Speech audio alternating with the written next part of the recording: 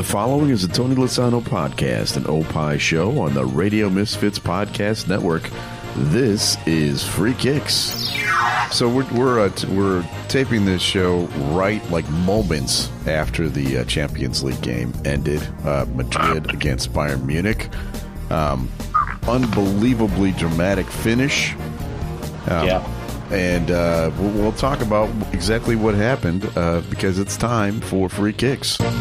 And now, Free Kicks. Free Kicks with Illinois Youth Soccer Association's Director of Coaching, Adam Howarth, and Rick Kemper. So, in the 85th minute, Bayern Munich has a 1-0 lead. Now, I was going to say they were coasting towards a victory, but they really weren't. Let's be honest. I mean, I think they were outplayed the whole game by Madrid. Oh, for sure. And it looked like Manuel Neuer was the reason that they would be saved, right? Because he made some unbelievable saves. And then in the 86th, 87th minute, he makes a mistake. Yeah. And gives up a goal. And then they score again. Just moments later, and this is what Madrid does. It's their 18th Champions League final, and I'll go you one further. Then there was the second goal was called back because of offsides. They checked it and they awarded it. Then Bayern Munich scores in like the 105th minute. And they don't check it because the whistle has been blown, the flag has been raised, and it turns out he wasn't offsides, and it would have been tied 2-2. And virtually the entire Bayern Munich sideline gets red or yellow carded, and what a finish! Unbelievable. Yeah, it was a great game. I mean, like you said, Bayern Munich were hanging on, probably similar to what was happening in the other game, in the other semi-final as well. But hey, they unfortunately they cracked at the end, and it led to those two goals. And I don't understand. Again, maybe I'm a little partial to Harry Kane, but why'd you take him off? Yeah, I know. Why'd you take off Harry Kane? Right. So when they come back and they tie it, now your best weapon is gone. They've also taken Sané off. And Gnabry, their three best weapons are all out. Yeah, exactly. Sometimes I think they just overthink it. And again, look, we're here, we're in the armchairs watching, and of course, these are great, fantastic managers, but even if they got to penalties, you've lost Harry Kane from penalty kicks, who's pretty darn good at penalty kicks. Right. So, yeah, it's a tough one. Tough loss for Bayern. They certainly, and especially because that goal, Alphonso Davies' goal, was worthy of winning it for sure. What a blast that was. It was great. All right. Well, as you mentioned, it was kind of a similar situation yesterday. Dortmund against PSG in Paris. The other game was in Madrid, so these are home field advantages. Paris. PSG just pounding the ball, just relentlessly pounding the ball near the net. 31 shot attempts. They just could not penetrate Dortmund's goal. And they hit the woodwork 4 times, right? Amazing. I think it was a total of 8 crossbars. I think it was. Was it 8? Okay, yeah. Over the two legs. The two legs. Yeah. So it was a ridiculous amount, but yeah, that's just really bad luck. Yeah, for Paris. And then they score a goal on a head ball on a corner kick, and it's all over. So now it's Dortmund against Real Madrid, and that game is going to be played at Wembley Stadium. Jude Bellingham coming home to his native England and playing against his former team. That's right. Borussia Dortmund. That can be kind of cool. Yeah, it's such an interesting way how everything's kind of come about. You've got Dortmund, who's really the 5th best team in the German league. Right. And they've got to the final again. There was a picture which was really quite cool. We were talking about this today in the office, how the manager, Terzic, he was there the last time this game was played, at Wembley, but he was a fan. He was just watching in the stadium. Wow. And now he's actually managing the team in the stadium. So talk about full circle. I'm excited I think it's going to be a pretty good final, to be fair, just because of all the stories, like you said. And took a former Bayern Munich player to score the winner for Borussia Dortmund. How about it? How about it? Yeah, so that's going to be pretty exciting. I don't think it's going to happen, but I was kind of hoping that Ray Hudson would be the announcer for the game. I was really enjoying him yesterday. In fact, I had my notepad out. I wrote a few quotes that he said during the game. He called someone smooth as a Zamboni. He said he was pulled like a cork in a bottle of Chardonnay. When somebody was pulled back, he was dragging him like a Spanish bullfighter. He trips the light fantastic and asks Dortmund to dance. Here's another one. His run had more twists and turns than a cheap garden hose. He's breathing harder than Darth Vader. He's the only He's not only the conductor of his team, he's also a solo violin. And then at the very end, when the game was over and Paris had been defeated, a Paris player is crying tears the size of pineapple chunks. Yeah, happens to me all the time. That's been crying a lot of tears lately, the size of pineapple chunks. That's wow. Those are just classics. You're just not going to get any better than that. He is certainly entertaining. He is. All right, so that's the Champions League final. It's going to be in a few weeks, so we'll talk about it when it comes up. But right now, let's talk about what's happening in the Premier League. Yeah. Premier League football. What's happening on the pitch? All right, so the title race kind of remains unchanged. The relegation battle sort of remains unchanged, right? But the battle for the Europa League, now this is, for fifth place and possibly sixth place for those spots, that's a battle. The top four teams are set, I think, but Tottenham looked like they were in a chance to get that fourth slot. Then they looked like they were solid for the fifth slot, but they've lost 4 in a row now. Yes, you're absolutely right. It's Tottenham have gone on a bit of a downward spiral, to say the least. So makes it really challenging for them to see what happens.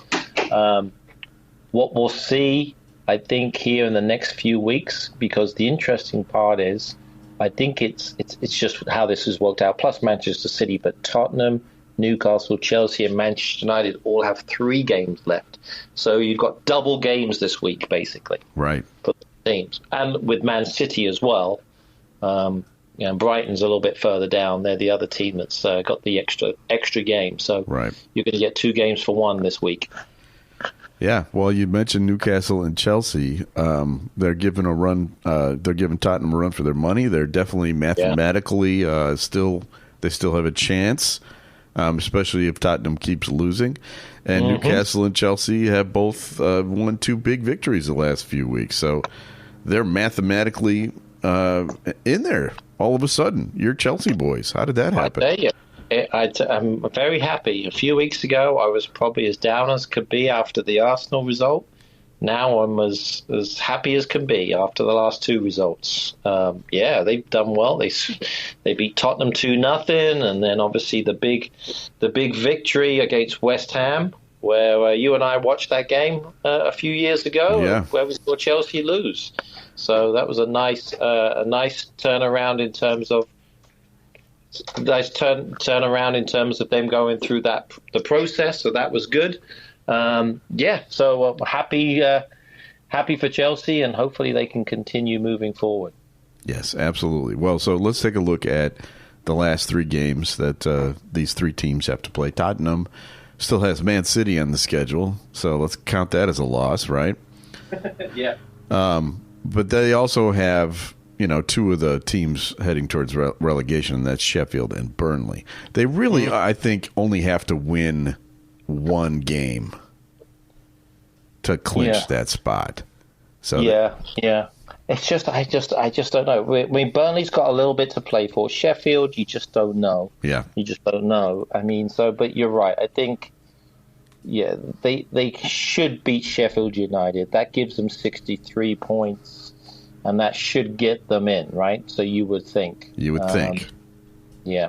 But again, you just never know, because actually if Chelsea wins all of their games, and certainly Newcastle wins all of their games, they could still jump ahead. So, yeah, I'd say 4 points for sure. Yeah. Well, and Chelsea's last games are against Forest, Brighton, and Bournemouth. They could win all three of those games. They could also lose all three of those games the way they play. That's right. Yeah, exactly. And Newcastle still has to play at Old Trafford, but I got to say, Manchester United has not been looking good. And playing at home is no longer a guaranteed win for them.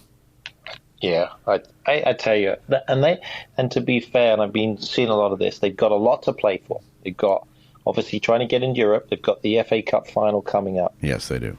This is just, again, listening to people and watching. Do you make a change now with the manager? Because obviously he's gone. He's done. There's no way Ten Hag's coming back. So do you think about these last 4 games? Just put the assistant.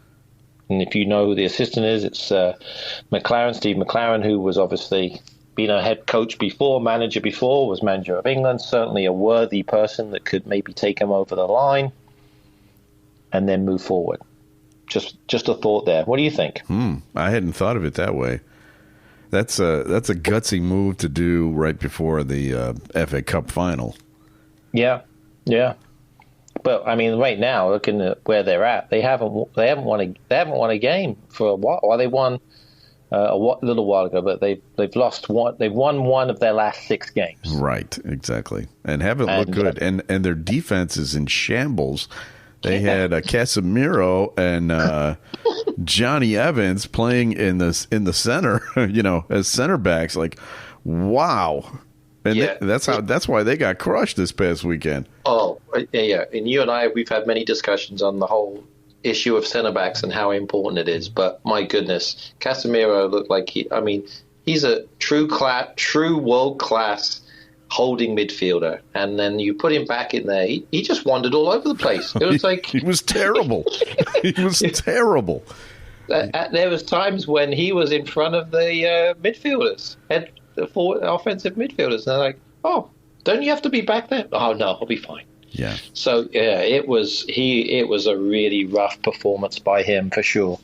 They got some work to do. There's no question. I don't know if they're going to be able to turn this around. That's why I'm saying maybe it's a change. Maybe they'll do it.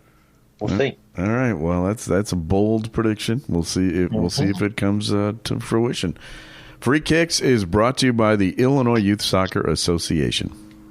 Illinois Youth Soccer has been proudly serving the Illinois soccer community since 1975 and has a strong history of credibility. Illinois Youth Soccer is the official state association and charter member of U.S. Soccer Federation, administers U.S. Soccer Federation coaching programs, the Olympic Development Program, and U.S. Soccer Federation referee programs. For more information, go to illinoisyouthsoccer.org. Okay, time for your favorite part of the show. Time now to guess the Premier League star. All right, you ready for this one? I'm ready to be challenged, yes. Okay, this is a tough one, I think. All right, this week's Premier League star is 28 years old, so he's been around. He's an attacking midfielder, and he wears number 18 on his current Premier League club. Okay. This is his second Premier League club. He previously played for Manchester United.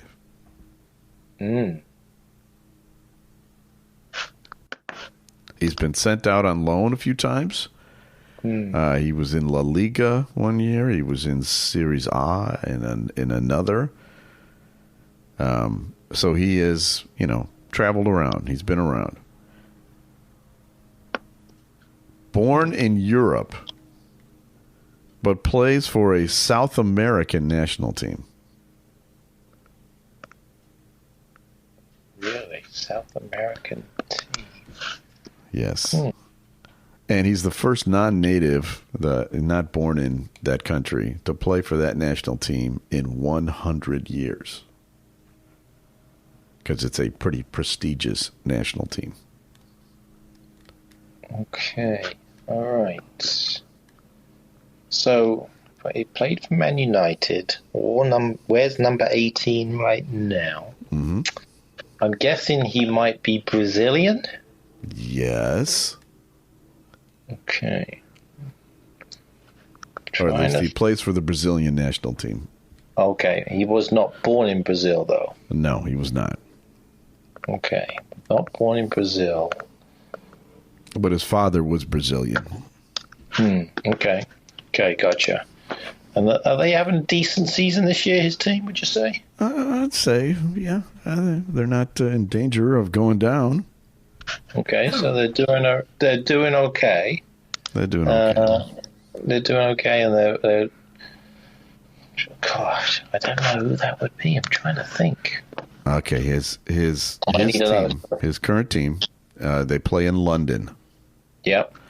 But it's not Chelsea, Arsenal, Tottenham, or Crystal Palace.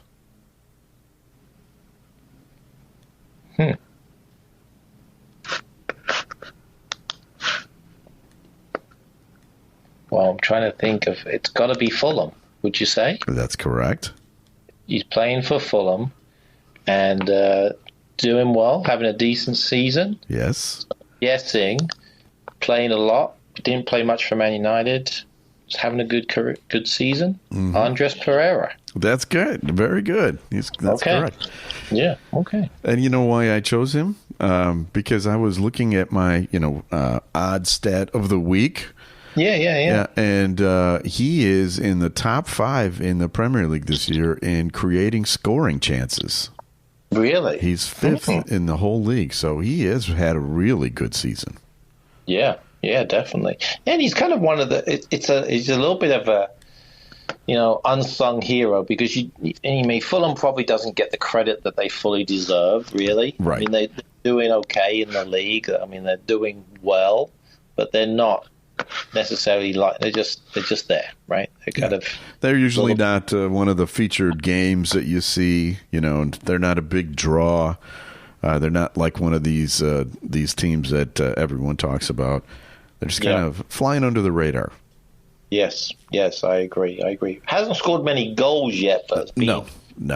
He's been involved in a lot of assists for sure. Yep, gotcha. So you want to hear this is my odd stat of the week. The 4 players that are ahead of him in the league. 2 of them I think you won't be surprised by. 4th place in the league in scoring chances created is Saka. Yeah. All right. Makes sense. 3rd place. This one's kind of a surprise to me. From Brighton, Pascal Gross. Yeah, the German, yeah. Yes, he's in 3rd in the whole league in chances created.